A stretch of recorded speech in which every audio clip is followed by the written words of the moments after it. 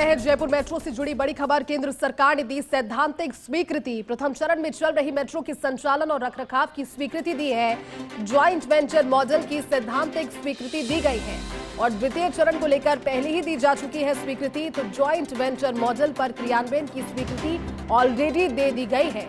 ऐसे में राज्य और केंद्र की संयुक्त भागीदारी वाली कंपनी का गठन एक होने वाला है और इसके लिए शुरू की जा चुकी है औपचारिक प्रक्रिया भी। इस मॉडल के तहत 20% केंद्र सरकार, 20% राज्य सरकार की सहभागिता होगी, यानी कि जो रेशो है वो 20-20 होगा। शेष राशि के लिए कंपनी वित्तीय संस्था से ऋण लेने वाली है। दूसरे चरण में मेट्रो चलाने से पहले की 4600 करोड़ रुपए की लागत अब डीपीआर के अपडेशन और एक नई रूट की नई डीपीआर बनने वाली है और इस डीपीआर में दूसरे चरण की लागत को आंका जाएगा। ज्यादा जानकारी देंगे एसोसिएट एडिटर अभिषेक श्रीवास्तव जुट के। अभिषेक, ये अच्छी बात है क्योंकि अपडेशन तो होगा, लेकिन साथ ही फर्स्ट और दूसरा चरण दोनों के बीच में भी अब कहीं ना कहीं बहुत ज्यादा क्लैरिटी आ गई है।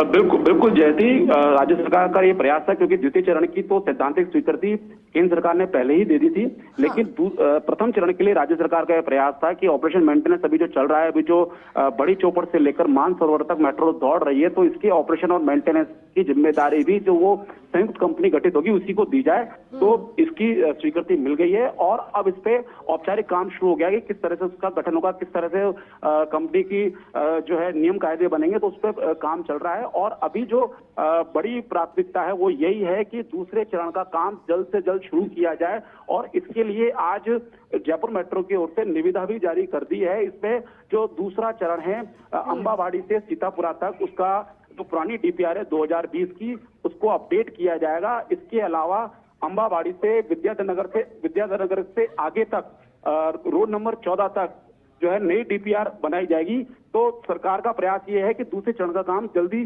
शुरू किया जाए और इसकी लागत जो पुरानी डीपीआर में थी वो 4600 करोड़ रुपए थी और अब लागत जो है बढ़ने की संभावना है क्योंकि जो है फिजिकली भी जो मौके की जो चीजें हैं काफी बदल चुकी हैं और सरकार का ये मैंडेट है कि इसको जल्दी शुरू किया जाए। और इसके अलावा जो निविदा जारी की गई है उसमें जो विभिन्न रूट्स हैं वो भी देखे गए हैं कि उन पर भी फिजिबिलिटी देखी जाएगी, ट्रैफिक स्टडी करा के, ट्रांसपोर्ट स्टडी करा के फिजिबिलिटी देखी जाएगी कि वहां मेट्रो चलाई जा सकती है या नहीं।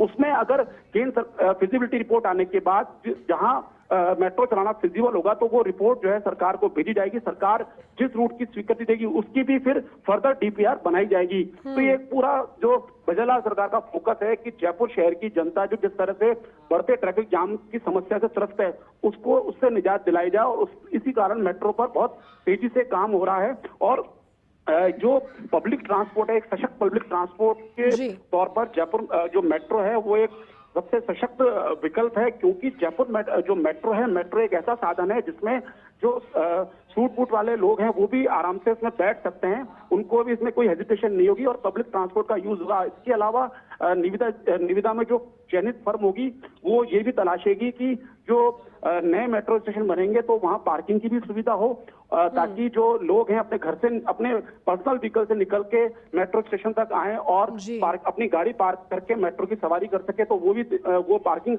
स्थल के लिए भी देखा जाएगा। साथ ही ये भी देखा जा रहा है कि जो मेट्रो स्टेशन हैं उनकी कनेक्टिविटी मजबूत की जाए पब्लिक ट्रांसपोर्ट के लिहाज से कि जो बसेज हैं या मिनी बसेज हैं या ई रिक्शा है या जो नॉन मोटराइज्ड व्हीकल हैं, साइकिल लेन है, तो इस तरह से उनकी कनेक्टिविटी बढ़ाई जाए। उस पर भी ये जो फर्म है, जो फर्म निविदा में चयनित होगी वो इस बारे में प्रपोजल देगी। इसके अलावा बड़ी बात इसमें ये भी है कि जयपुर मेट्रो का जिस तरह से ऑपरेशन मेंटेनेंस होगा और जो ये दूसरे चरण की जो लागत है तो उसका कुछ हिस्सा जो है उसके लिए राजस्व मेट्रो का बढ़ाया जाए। उसके लिए जो वैल्यू कैप्चर फाइनेंसिंग का कॉन्सेप्ट है उस पर भी ये फर्म काम करेगी और उसके लिए भी डिटेल प्रपोजल देगी। उसमें जो मेट्रो कॉरिडोर के दोनों तरफ जो जेडीए की जमीन है उसको लेने पर जो है प्रस्ताव दिए जा सकते हैं। इसके अलावा जो इसको लेकर के जो राह है वो आसान होती हुई नजर आ रही है। शुक्रिया आपका इस पूरी जानकारी के लिए।